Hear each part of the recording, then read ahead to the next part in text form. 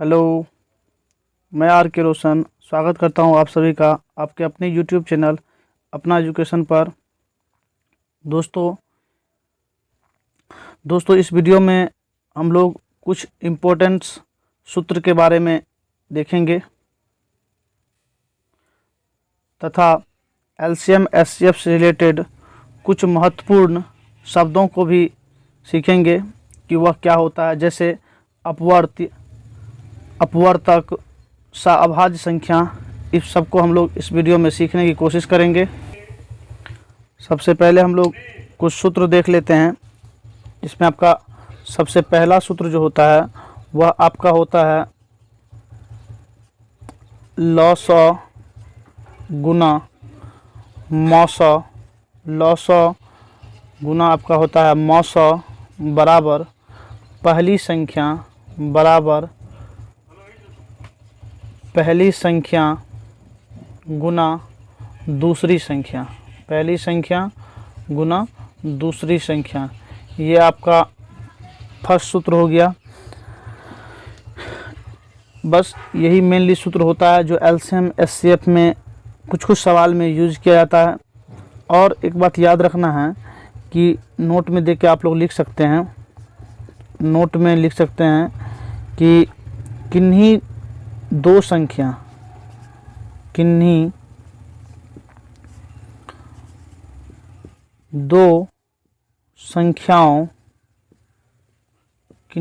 संख्याओं का लॉ यानी लघुत्तम समावर्तक जो होता है, लघुत्तम समावर्तक उन्हीं दो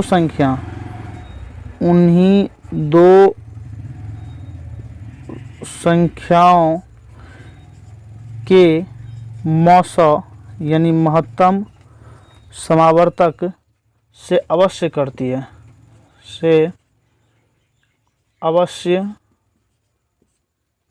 यानी डिवाइड होती है।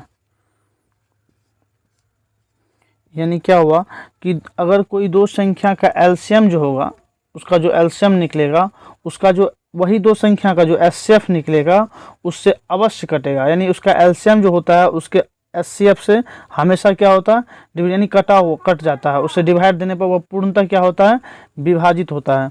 आइए इस जो सूत्र है इस पे कुछ सवाल हम लोग एक दो बना के देखते हैं, उसके बाद हम लोग उससे आगे सीखेंगे।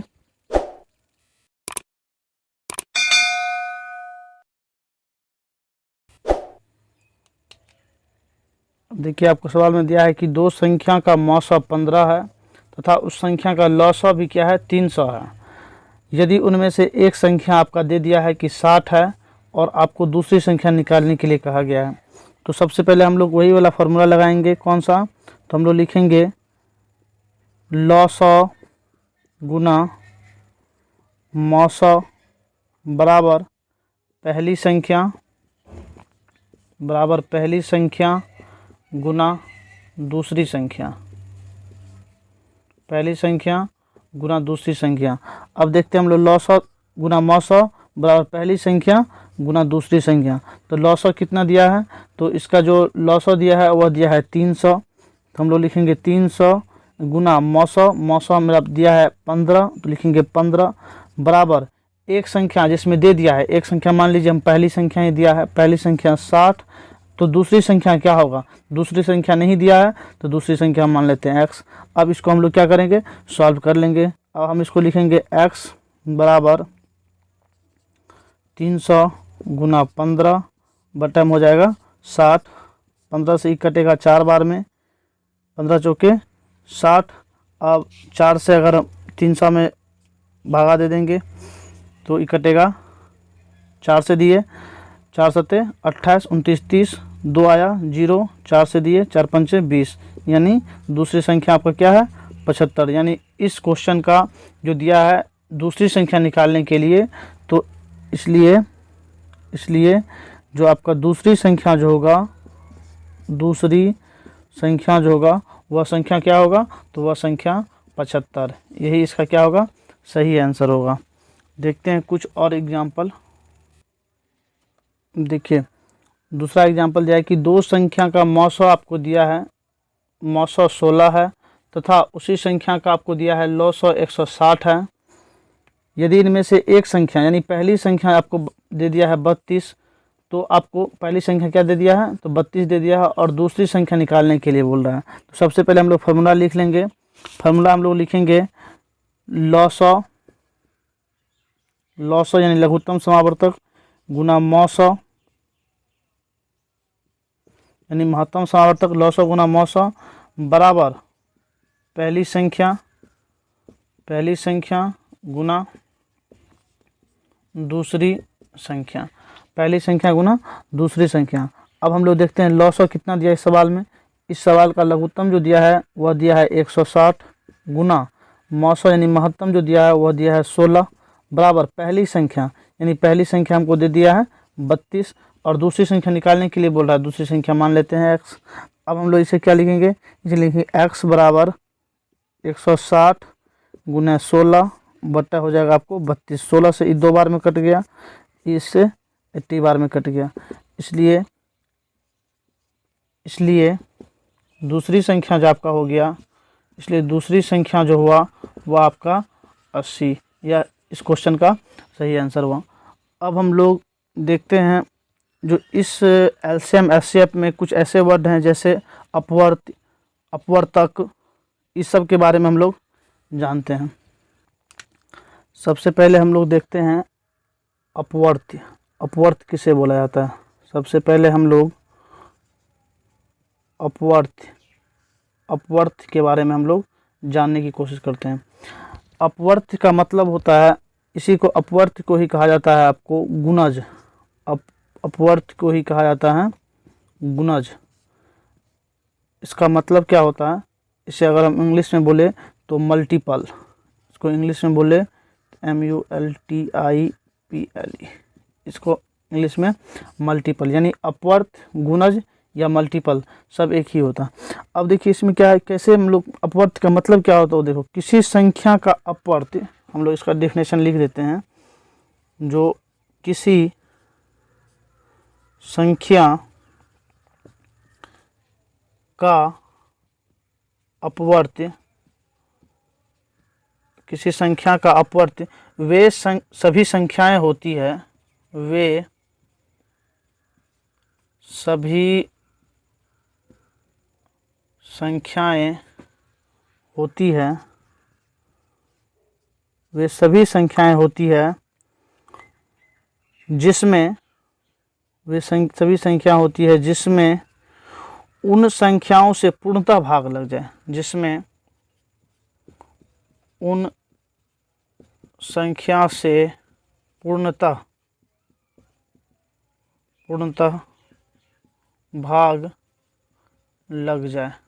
जैसे हम लोग एग्जाम्पल दे समझते हैं, जैसे अगर एग्जाम्पल में दे दिया हो कि 3 का अपवर्त, 3 का अपवर्त पूछ दिया हो, 3 का अपवर्त क्या होगा। अब देखिए 3 का अपवर्त क्या होगा, तो 3 से कौन सा संख्या, पहली संख्या हो गया 3 में भाग लगेगा, और क्या होगा तो और आपका जैसे 9 में लगेगा, 12 में लगेगा, 15 में लगेगा, dot dot dot dot dot चलते रहे।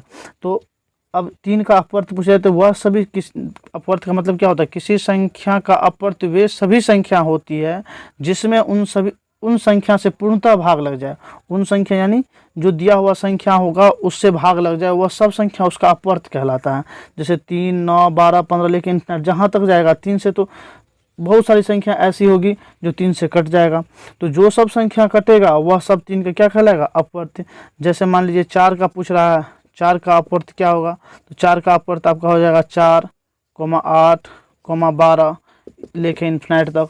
तो 4 का अपवर्त मतलब क्या हुआ, 4 से कटने वाली वह सभी संख्या जो वह सभी संख्या जो 4 से क्या होता है, आसानी से कट जाता है, तो वह क्या होता है, 4 का अपवर्त कहलाता है।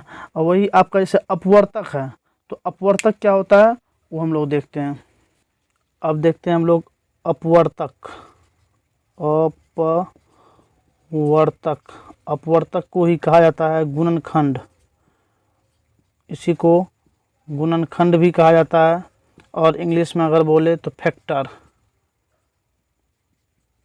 इसी को फैक्टर ही कहा जाता है।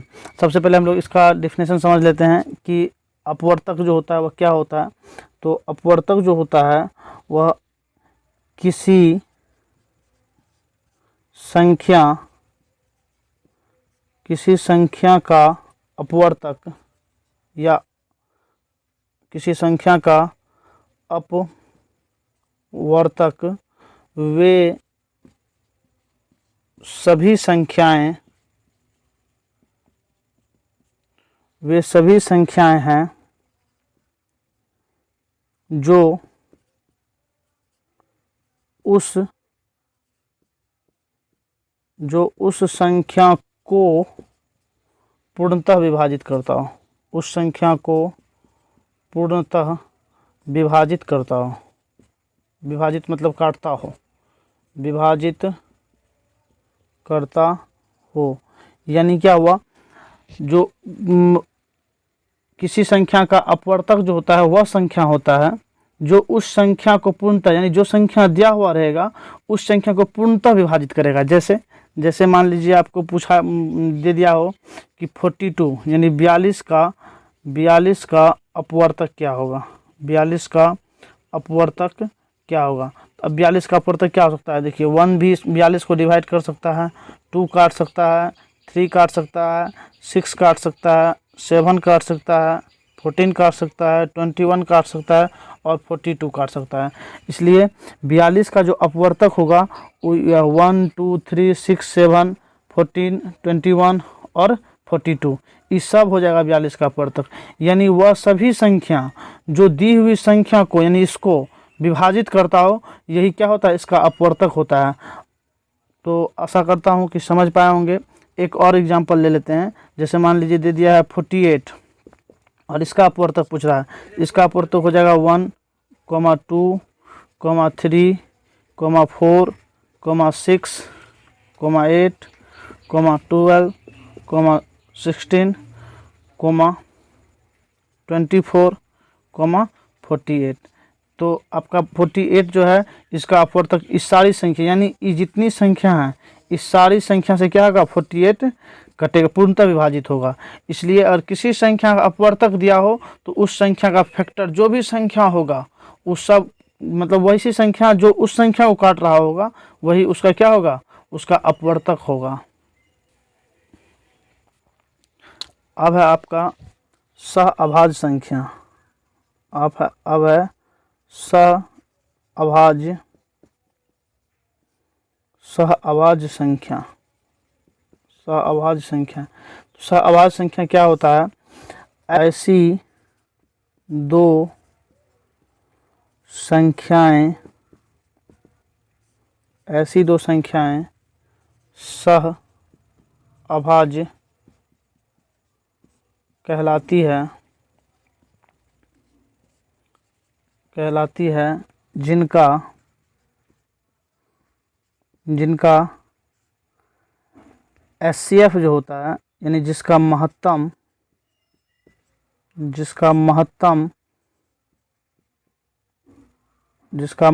समापवर्तक एक हो, जिसका महत्तम समावर्तक एक हो।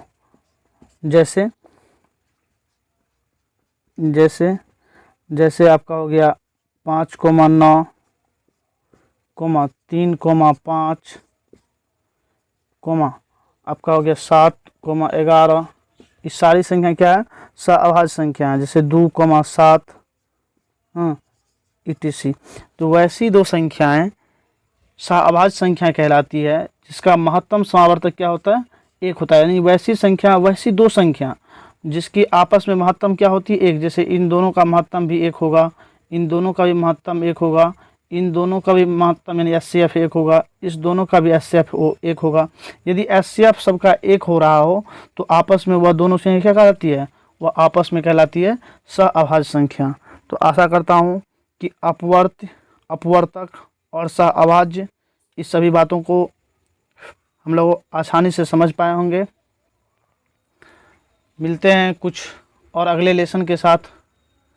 तब तक के लिए धन्यवाद।